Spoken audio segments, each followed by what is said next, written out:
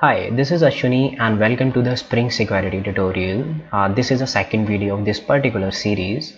So in previous video, we have covered a few topics, that is, first is introduction to Spring Security, and second is how we can add a Spring Security in our project, and third is like how Spring Framework is handle multiple requests.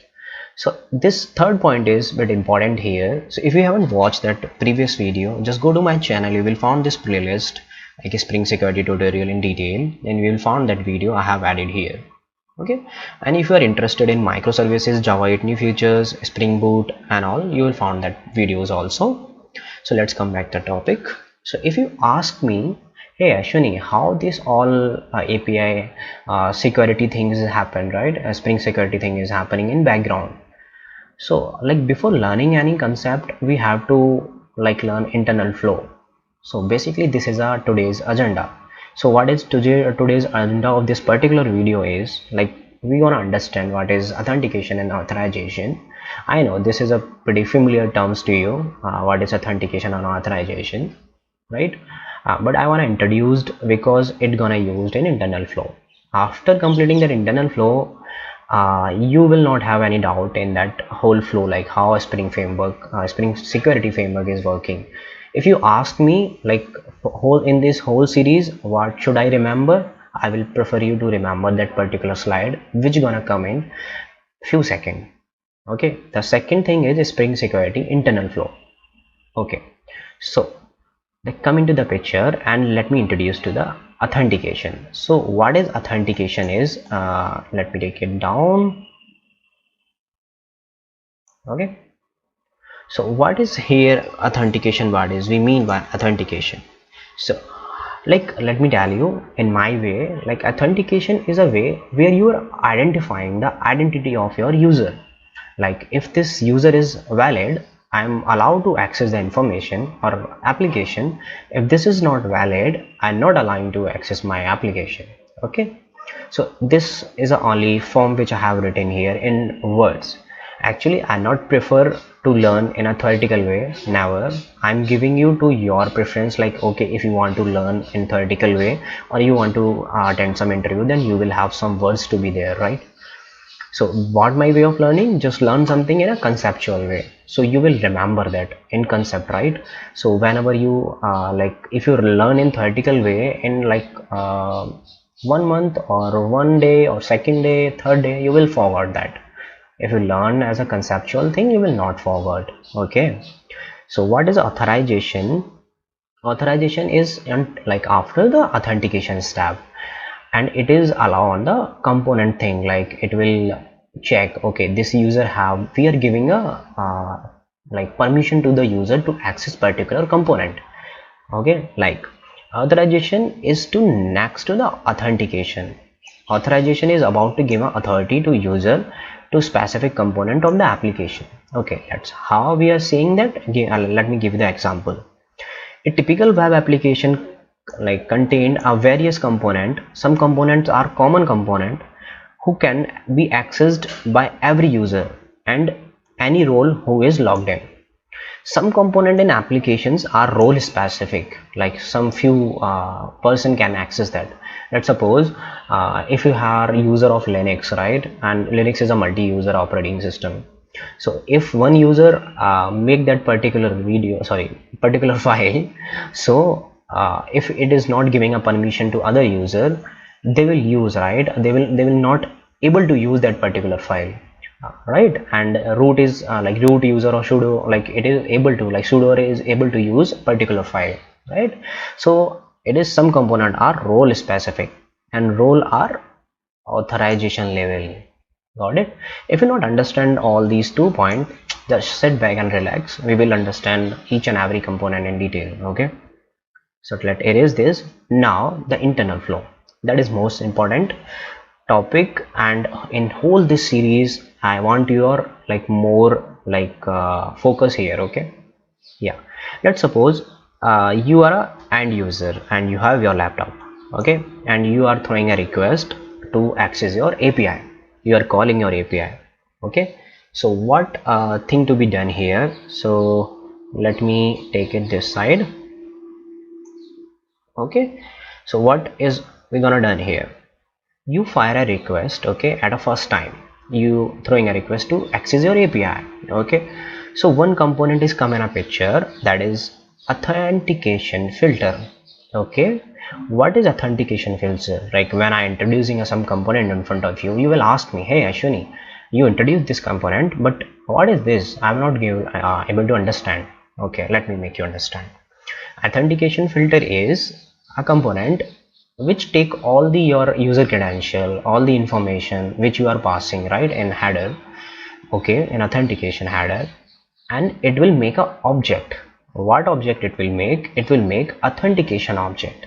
Okay, by all your information it will bind to the inner authentication object. Okay, or as soon as possible it get that authentication object, it will pass that object to your, like, okay, it will pass that object to the authentication manager. Okay, so what is this your authentication like authentication object is?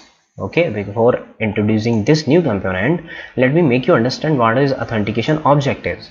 So authentication object is a base where all the validations of the user credential will be validated in further steps.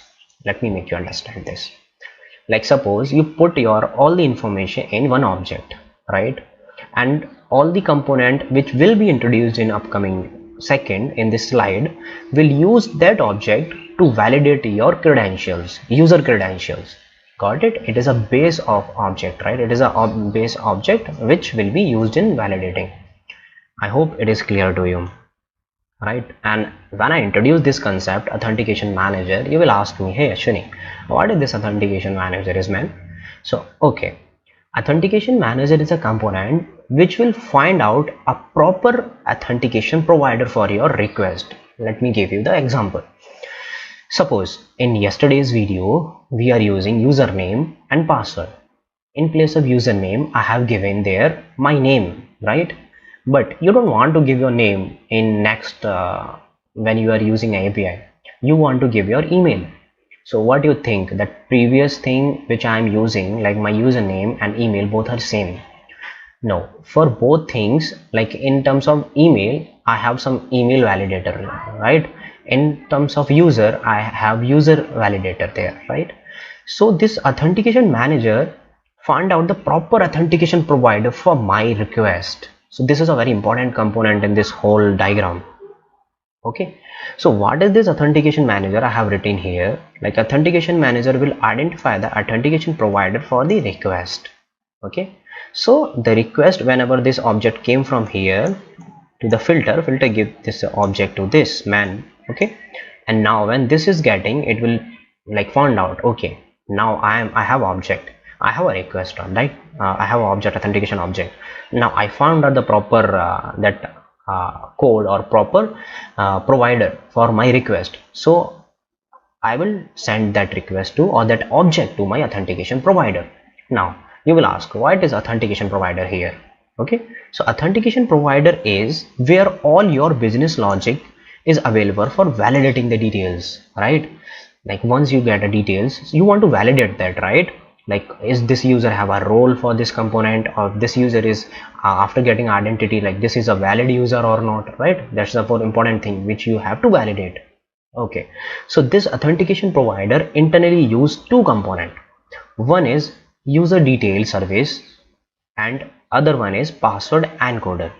Okay, so what is a user detail and password encoder is here, right? We are introducing some concept or some component, then we have to check what is this.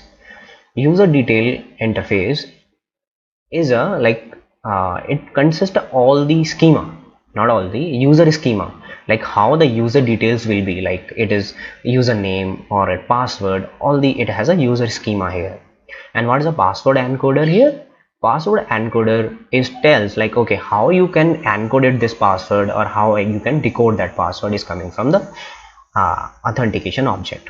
So once this authentication, all these things happen, like we get a role, like this particular user have the access for this particular component in your application, right?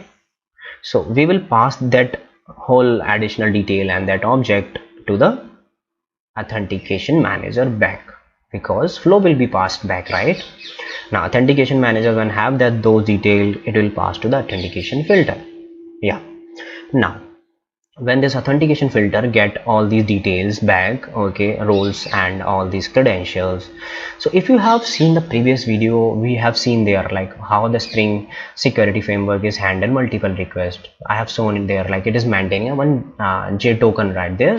Like when second time I'm firing a request, it is checking that particular token is available or not. If the token is same, it will not asking your username and password again and again, right?